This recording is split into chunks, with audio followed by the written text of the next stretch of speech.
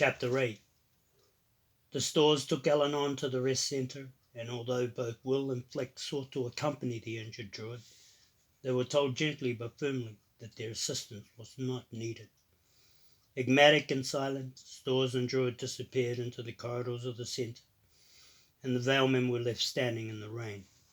Since it was apparent for that moment nothing further could be learned of the druid's coming, Wil Ohmsford bade his uncle good night and went off to bed. Later that same day, during the evening hours, Eleanor sent word that he wanted to see both Valemen. Will received the news with mixed emotions. On the one hand, he was curious to discover what had befallen the druid. Stories of Eleanor were familiar territory. His grandfather and Flick had told him all a dozen times over. Yet, never in those tales had he been mentioned of injuries like those of the big man had suffered in coming to Storlock. Not even the skull-bearer that had attacked him in the furnace room at Paranor during the search for the sword of Shannara had done this kind of damage, and Will wanted to know what manner of creature walked the four lands that was more dangerous than the winged servants of the Warlock Lord. On the other hand, he was disturbed by the druid's presence in Storlock. It might have been coincidence that Eleanor came at a time when he found both Flick and Will in the village.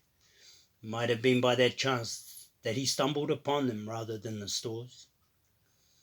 But Will did not believe it for a moment. Eleanor had come to them deliberately. Why had he done that? And why had he summoned them to this meeting? Will could understand Eleanor's wish to confer with Flick. After all, they had met before and shared common adventures. But why Will? The druid didn't even know the younger son, but why will Eleanor be interested in meeting with him? Nevertheless, he left his quarters and dutifully trooped off through the growing darkness across the village square towards the guest house where he knew Flick would be waiting. Much as he mistrusted the purpose behind this meeting, he was determined to go anyway. He was not one to back away from trouble, and besides, he could be wrong in his suspicions. Perhaps the druid merely wanted to thank him for his help. He found Flick waiting on the porch of the guest cottage, wrapped tightly in his heavy travel cloak, mumbling irritably about the weather. The old Ohmsford came down the porch steps to join him, and they struck off together down the roadway towards the store rest centre. "What do you think he wants, Uncle Flick?" Will asked after a moment, pulling his own cloak closer about him to ward off the evening chill. Hard to say," Flick grunted. "I'll tell you one thing. Every time he appears, it means trouble."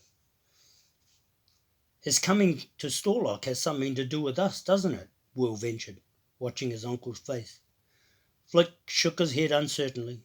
"He's come here for a purpose, sure enough, and he's called us over to say something more than hello and how are you. Whatever it is he has to say, it won't be anything we want to hear.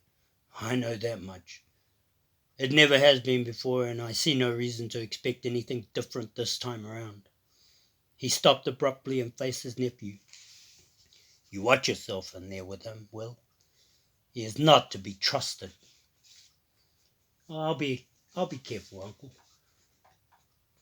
"But I don't think there is much to worry about," Will replied. "We both know something of Eleanor, don't we? Besides, you'll be there to keep an eye on things." "No, I fully intend to." Flick turned and they continued walking.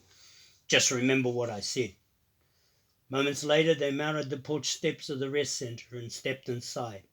The centre was a long, low building constructed of stone and mortar walls and a clay-tiled roof. A large, comfortably furnished lobby opened on either side into hallways that disappeared into the wings of the centre, where numerous small rooms provided for the care of the sick and injured. As they entered, one of the white-robed stores and attendants came up to greet them. He beckoned wordlessly, then led them down a long, empty hallway. At its end was a single closed door. The store knocked once, turned and left. Will glanced uneasily at Flick, but the old Ohmsford was staring fixedly at the closed door. Together they waited. Then the door swung open and Eleanor stood before them. He looked for all the world as if he had not been injured at all. No wounds were visible. The black robes that cloaked his tall frame were clean of blood. His face was somewhat drawn, but showed no sign of any pain. His penetrating gaze settled on the Valeman for a moment, then one hand motioned toward a small table with 4 chairs set about it. "Why don't we sit here while we talk?" He made the suggestion seem almost in order. They entered and seated themselves on the chairs.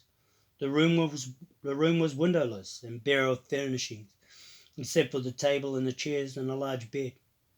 Will glanced about briefly, then turned his attention to the Druid. Elanon had been described to him by both Flick and Shear on dozens of occasions, and he looked now exactly as he had been described. But how could that be, Will wondered, when the descriptions were of a man they had not seen since before the time of his birth? "Well, here we are," Flick said finally, when it appeared that no one was ever going to say anything. Elanon smiled faintly. "It seems so." "You look well enough for a man who was half dead just a few hours earlier." "The Stores are very adept at their art, as you of all people should know," the Druid replied rather too pleasantly. "But I'm afraid I do not feel half so well as I should. How are you, Flick?" Older and wiser, I hope," the Valeman declared meaningfully. Elanon did not respond. His gaze shifted abruptly to Will. For a moment he said nothing further, his dark face inscrutable as he studied the younger Ohmsford. Will sat quietly and did not turn away, though the Druid's eyes made him uneasy. Then slowly Elanon leaned forward in his chair, his great hands sitting on the table top and folding together. "I need your help, Wil Ohmsford," he stated quietly. Both Valemen stared at him. "I need you to come with me into the Westland." "I knew it," muttered Flick, shaking his head. Elanon smiled ruefully. "It is comforting to know, Flick, that some things in this life never change. You are certainly proof of that. Would it matter at all if I were to tell you that Will's help is needed not for me, but for the elven people, and in particular a young elven girl?" "No, it would not," the Valeman replied without a moment's hesitation. "He's not going, and that's the end of it." "Wait a minute, Uncle," Will interjected quickly. "It may well be that I'm not going, but I would like to be the one who makes that decision. At least we can hear something more about what it is that I'm needed to do." Flick ignored the Rapperman. "Believe me, you do not want to hear another word. This is exactly how the trouble begins. This is exactly how it began for your grandfather 50 years ago." He looked quickly at Elanon. "Isn't that true? Isn't this exactly how things started when you came to Shady Vale and told us all about the sword?" Elanon nodded. "It is." "There, you see," Flick declared triumphantly. "Exactly the same. I'll wager this journey you've got planned for him is dangerous too, isn't it?" Again the Druid nodded. "Well then," the Valeman sat back, satisfaction etched into his bearded face. "I should think that settles the matter. You're asking too much. He's not going." Elanon's dark eyes glittered. "He must go." Flick looked startled. "He must?" The Druid nodded. "You will see why, Flick, once I have explained what has happened in the Four Lands these past few days. Listen closely to me, Valeman." He edged his chair closer to the table and leaned forward. "A long time ago, a very long time ago, before the great wars and the evolution of the new races, even before the development of man as a civilized species, there was a terrible war fought between creatures that, for the most part, no longer exist. Some of these creatures were good and caring. They revered the land and sought to protect and preserve it against misuse and waste. For them, all life was sacred. But there were others who were evil and selfish. Their ways were destructive and harmful. They took from the land and from its life without need or purpose. All were creatures whose physical characteristics and capabilities differed to the main from your own. That is to say, their appearance was different from yours. and they were capable of behavior no longer innate to the men of this world. In particular, they possessed to varying degrees powers of magic. At least we would call it magic or sorcery, or the mystic. Such power was common at that time, though some among these creatures possessed the power to a greater extent than others. Thus their capacity for good or evil was enhanced proportionately. All of these creatures, both good and evil, existed together in the world, and because man had not yet developed beyond a primitive life form existing within a narrow geographical space, the world was theirs alone. It had been so for centuries, but their existence together had never been harmonious. They lived in continuing conflict, for they worked at a cross purpose, the good to preserve, the evil to destroy. From time to time, the balance of power between the conflicting sides would shift. At first the good, and then the evil would dominate the drift of things. The struggle between them intensified through the years until finally, after centuries had passed without resolution of the conflict, the leaders in each camp banded together, all who supported them, and the war began. This was not a war the like of which we have seen since. This was not a war on the order of the Great Wars, for the Great Wars employed power of such awesome proportion that the men who wielded it lost control entirely and were engulfed in the resulting cataclysm. Rather, it was a war in which power and strength were skillfully employed at each turn, in which the creatures involved stood toe to toe in battle and lived and died on the skill they wielded.